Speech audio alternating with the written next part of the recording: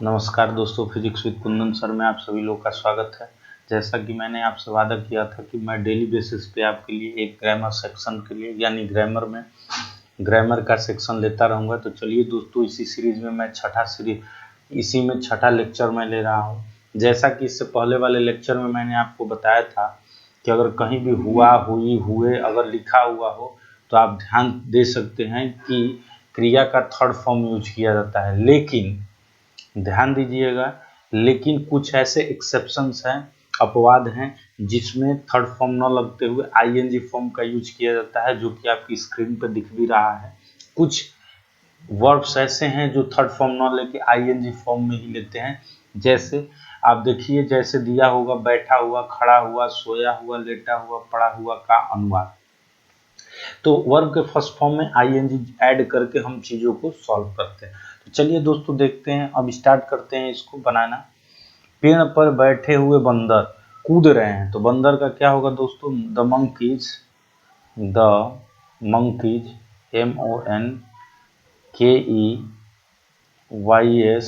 The monkeys. अब देखिए बैठे हुए, चूंकि पिछले आपको पता है कि बैठा हुआ, अगर बैठे हुए आ जाए तो क्या करते हैं? वर्ब के फर्स्ट फॉर्म में आईएनजी। चूंकि ये एक्सेप्शन है, अगर हुआ हुई आए तो थर्ड फॉर्म लगता है, लेकिन ये एक्सेप्शन है, जब बैठा हुआ आएगा तो आईएनजी लगेगा। तो सिट मतलब क्या होता है दोस्तों? बैठना। तो SITTING, सिटिंग। ठीक है, ये क्या हो गया? सिटिंग। ऑन द ट्री, ये हो जाएगा on the tree, sitting on the tree, TREE, tree. अब बताइए मंकीज क्या है दोस्तों? प्लूरल है, प्लूरल होगा तो इसलिए क्या होगा? आर जंपिंग, कूद रहा है इसलिए जंप, JUMPING, जंपिंग। अब देखिए सेकंड क्वेश्चन देखते हैं। कह रहा है कि सड़क पर सोया हुआ भिखारी रो रहा है। एक्चुअल सब्जेक्ट क्या है दोस्तों? भिखारी और सोया हुआ। अभी मैंने कहा कि हुआ, हुई, हुए आए तो थर्ड फॉर्म लगता है, लेकिन कुछ ऐसे एक्सेप्शन है, यानी बैठा हुआ के लिए आईएनजी, सोया हुआ आ जाए तब भी आईएनजी। तो भिखारी का क्या होगा? द बेगर, BEGGAR, बेगर। ठीक है। अब सोया हुआ तो स्लिप, SLEEP। अब देखिए इसमें क्या जोड़ देंगे दोस्तों? ING, sleeping on the road, on the road. अब देखिए बेगर क्या है? सिंगुलर है, इसलिए इसके क्या किया जाएगा? इज। वीप का मतलब होता है रोना, तो वीपिंग हो जाएगा। ये कॉन्टिन्यूअस टेंस को बता रहा है। तो चूंकि दोस्तों बस हमको एज ए सब्जेक्ट बस सीखना है, इसके बीच बाद में क्या हो रहा है ये कहानी मैं जब वर्ब पढ़ाऊंगा तो आपको बताऊंगा कि आखिरकार टेंसेस क्या होते हैं, कहाँ प्रेजेंट कॉन्टिन्यूअस, पास्ट कॉन्टिन्यूअस वगैरह आता है। तो फिलहाल देख लीजिए, जनरल बस आप टॉपिक को समझते जाएं, एज ए सब्जेक्ट को आप समझते जाएं। थोड़ा बहुत तो आपको जानकारी ही होगा, अगर नहीं जानकारी होगा तो लेक्चर में मैं आते ही आपको बताऊंगा। सब्जेक्ट के समाप्त होते ही वर्ब आएगा। अब देखिए दोस्तों, कहा है कि मैदान में खड़े हुए बच्चे क्या हैं? मेरे मित्र हैं।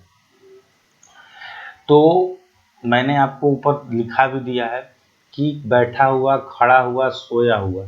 तो बैठा हुआ हो गया, सोया हुआ हो गया। अब खड़ा हुआ का केस ले लेंगे कि मैदान में खड़े हुए बच्चे, तो the children, CHILDREN, the children.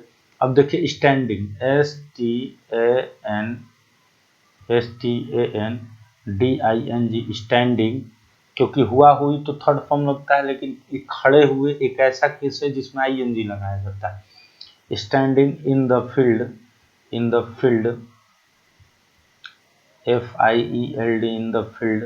अब देखिए चिल्ड्रन प्लूरल है, इसलिए क्या लगेगा दोस्तों? आर, ये लगा are my friend, are my friend, FRIEND। ठीक है, तो ये हो गया आर माई फ्रेंड। तो मैदान में खड़े हुए बच्चे मेरे मित्र है, यानी the children standing in the field are my friend. अब अगला क्वेश्चन है, कमरे में लेटी हुई औरत। अभी देखिए मैंने कंडीशन आपको बताया था, बैठा हुआ, खड़ा हुआ, सोया हुआ, लेटा हुआ, पड़ा हुआ का अनुमान वर्ब के फर्स्ट फॉर्म। तीन तो आपने देख लिया, अब लेटा हुआ वाला केस देख लेते हैं दोस्तों। तो लेटी हुई औरत, तो लिखेंगे द वुमन, WOMAN, वुमैन, अब लेटना का होता है दोस्तों ले, LAY, चूंकि यहाँ ING जोड़ेंगे तो क्या हो जाएंगे laying, LAYING, laying. In the room,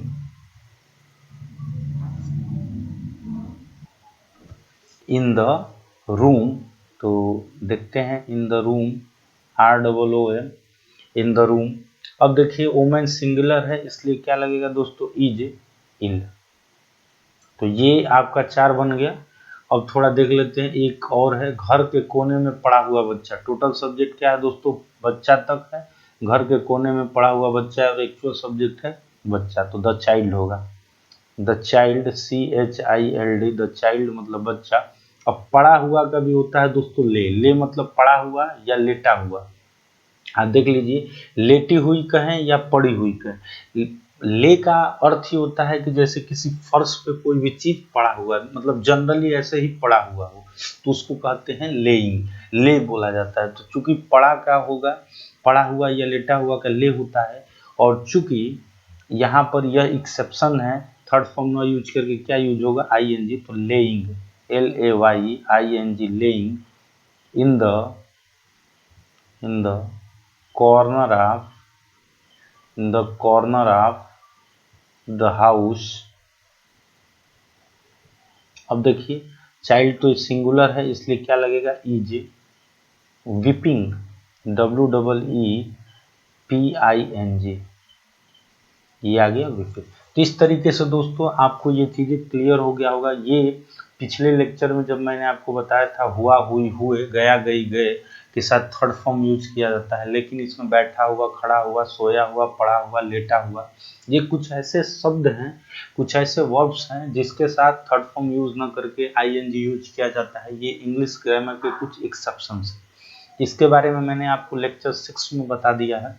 तो दोस्तों मैं उम्मीद करता हूँ आपको ये चीज़ें क्लियर हुई होगी। अगर फिर भी कहीं प्रॉब्लम आ रही है तो आप कमेंट बॉक्स में ज़रूर लिखिए, आपकी प्रॉब्लम दूर की जाएगी। अगर आपको ये वीडियो पसंद आया हो तो लाइक करें, सब्सक्राइब करें और ज़्यादा से ज़्यादा शेयर करें। थैंक्स। ओके।